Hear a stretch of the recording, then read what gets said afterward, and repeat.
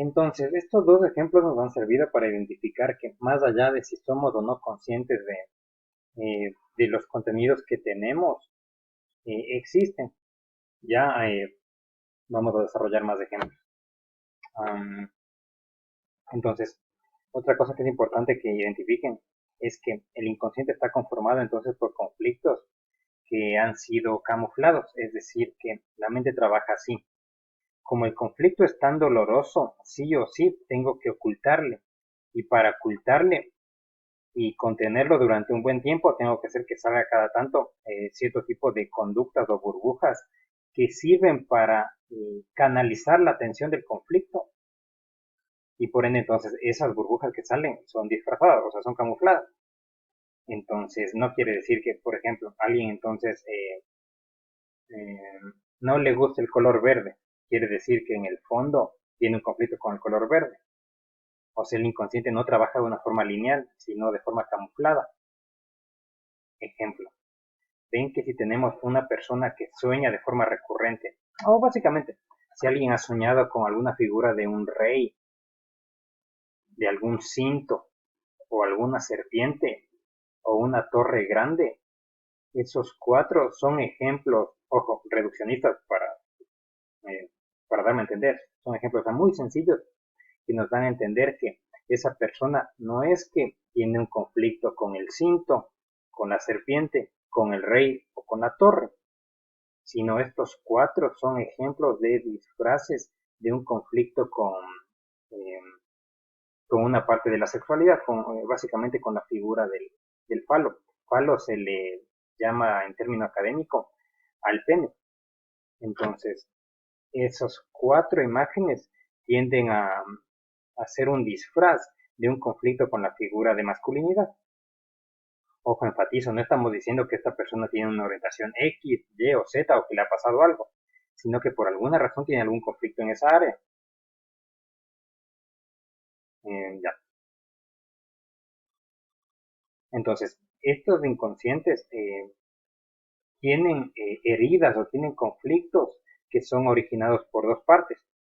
La una se refiere, miren, a las experiencias que nos han pasado. Por ejemplo, entonces, si tuvieron algún rato un conflicto con el padre, entonces eso se reprime y está ahí en la parte del inconsciente.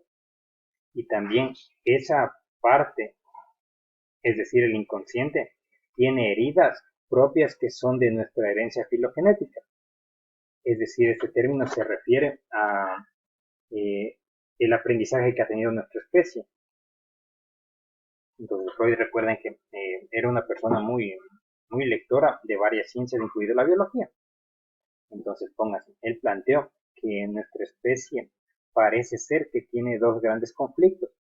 Uno de ellos es la agresividad, y es decir, que él plantea que toda la conducta humana, aunque el paciente no se dé cuenta, cada comportamiento que tiene lo ejecuta con una finalidad de canalizar su agresividad. Un ejemplo sencillito es si vemos en los deportes. Ven que puede que se una un grupo de amigos a recrearse y a practicar un deporte, pero al toque te das cuenta que sirve para sacar la agresividad. O cuando se une un grupo de personas y se ponen a chismear, puede que conscientemente crean que lo que les gusta es compartir el TRD, un montón de cosas inconscientes que por ahora no nos interesan. Pero dense cuenta que en el fondo también ellas o ellos se juntan en el chisme para sacar su agresividad. Entonces, igual quiere decir que este principio se puede aplicar a cualquier conducta.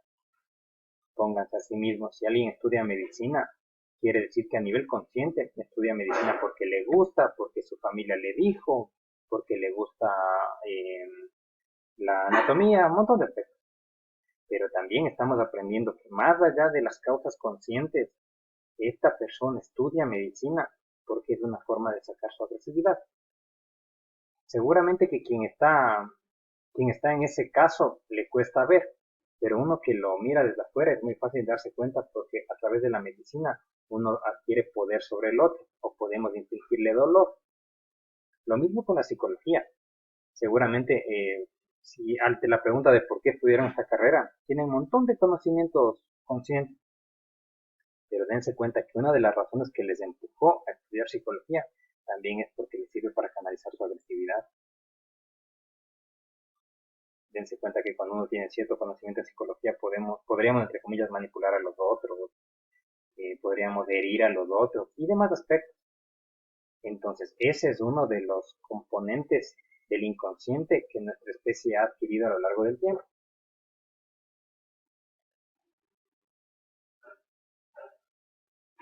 En cambio, el preconsciente consiste en esta instancia en donde están esas burbujas que ya han sido camufladas. Es decir, que si volvemos al ejemplo ese del iceberg, el preconsciente sería como que podemos ver esa línea en donde el, el iceberg, o sea, está tocando con el agua. Entonces, dense cuenta que ahí nosotros seríamos capaces de ver cierto tipo de burbujas, pero camufladas. Y por ende, entonces, este preconsciente obtiene información del inconsciente, o sea, de los conflictos que están ahí, pero disfrazados. Y también el preconsciente tiene datos de la información consciente. Ejemplo, si yo les pregunto en qué fecha es su cumpleaños, dense cuenta que en lo que pasó en sus cabezas fue que su conciencia seguramente estaba pensando en otra cosa. Y ante esa pregunta, ustedes bajaron entonces a la parte de la memoria y ahí extrajeron una información que no tenían en ese momento a la mano. Eso es percepción consciente, o sea, son informaciones que las tenemos, pero que sí podemos acceder. Es como una especie de baúl o un archivo. Y en cambio, la conciencia es lo que está expuesto en el iceberg. Es lo único a lo que el paciente es directamente tiene acceso. Y esta conciencia tiene un conjunto de información que viene también de dos fuentes. Por un lado es la percepción consciente, es decir, es lo que el paciente aprende. Pónganse, seguramente ustedes ahora son conscientes del clima que están teniendo en sus casas o donde quiera que estén ahora. Pónganse capaz que ustedes ahora son conscientes de si tienen o no sueño o si es que tienen o no hambre. Entonces, ese contenido de la conciencia, además de la información propia de la percepción, también tiene información de las burbujas, o sea, los conflictos inconscientes pero disfrazados. Ejemplo, entonces, puede que si preguntamos a nuestro paciente imaginario Juan, ¿por qué está con tal pareja? Capaz que Juan nos dice un montón de explicaciones conscientes. Capaz que Juan no se da cuenta que en el fondo eligió esa pareja porque es una manera para compensar el conflicto que tiene con su madre. Por eso es que elige una persona con características muy semejantes a su madre, aunque lo niegue.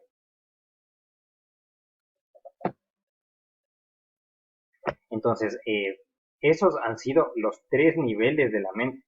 O sea, pensemos entonces en el iceberg. Expuesto, líneas del agua y lo que no se ve. Asimismo, Freud en cambio planteó que hay sustratos, o en otros términos, sería como que hablamos en cambio de ingredientes.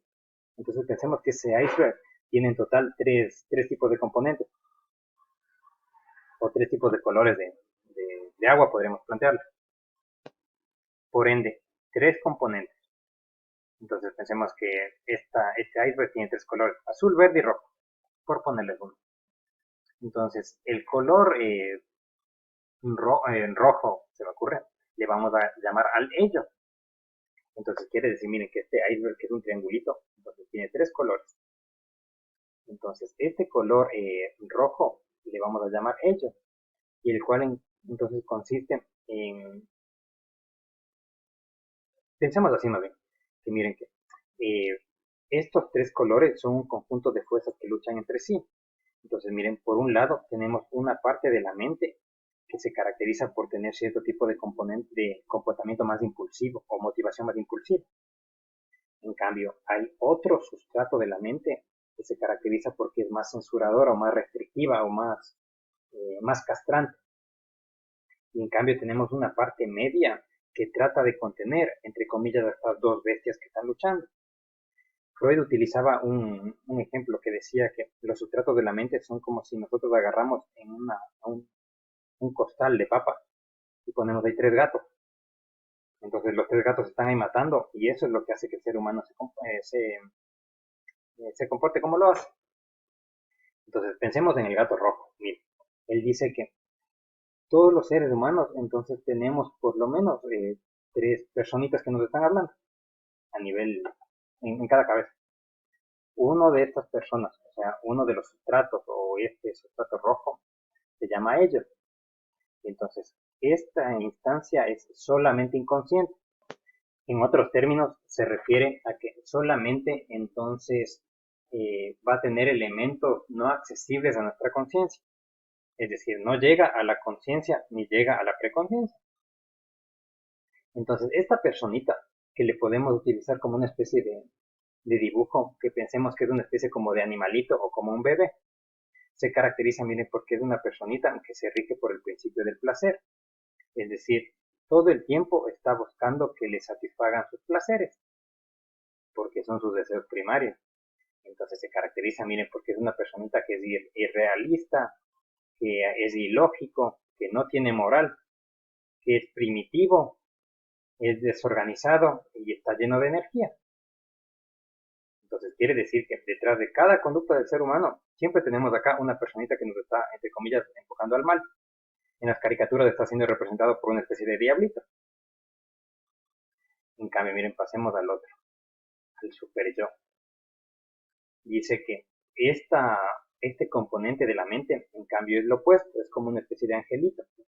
Porque miren, dice entonces que se rige por el principio de la moralidad o es idealista. Es decir, consiste en que es una persona que nos exige que seamos, entre comillas, perfectos. O sea, que cada tanto, o sea, como dicen acá, nos está bajando la caña. Entonces, dense cuenta que por un lado tenemos el diablito y por el otro, entre comillas, el angelito. Y entonces la instancia media se llama el ego. Es decir, es una parte de la personalidad que se encarga de tomar decisiones, porque tiene que escucharle al ello y tiene que escucharle también al super yo y mediar entonces a cuál de los dos les hace más caso. Entonces, este ego se rige por el principio de la realidad, porque tiene que encontrar una forma pragmática para hacerle caso a los dos. También recordemos que este ego se forma a partir del ello, porque cuando nosotros somos chiquitos, o sea, en el primer año, dense cuenta que somos como esa especie de animalito que es irrealista, que queremos que se nos satisfaga las cosas. Entonces, a medida de que los padres o cuidadores comienzan a darnos cierto tipo de reglas, comienza a formarse este otro gato que censura al animalito.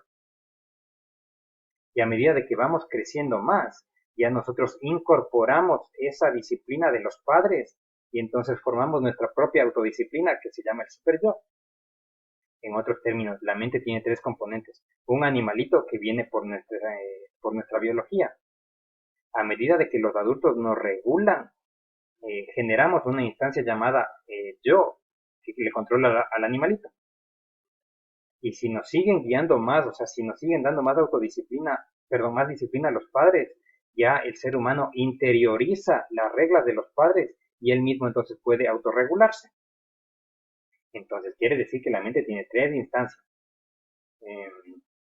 Ya otro aspecto que es muy interesante es que, miren, según Freud, los seres humanos se dividen básicamente en dos. Hay gente que más se deja guiar por el ego, es decir, la gente que es más impulsiva, que se centra más en los placeres, que son cortoplacistas, que son desorganizados. Y en cambio hay otra gente que más se deja guiar porque le hace caso al angelito, es decir, a la persona castrante más bien sería. Es decir, la gente, o sea, que es más rígida, que es más perfeccionista, que parece, o sea, que no busca el placer, sino busca ser siempre mejor y mejor.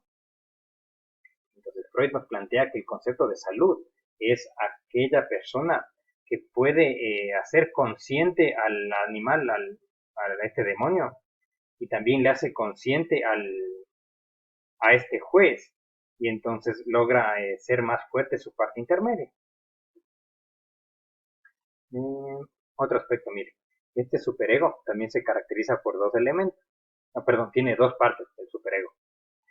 La conciencia, que es el conjunto de reglas de lo que no deberíamos hacer. O sea, el conjunto, póngase, de prohibiciones. Y cuando no acatamos las prohibiciones, el ser humano siente culpa.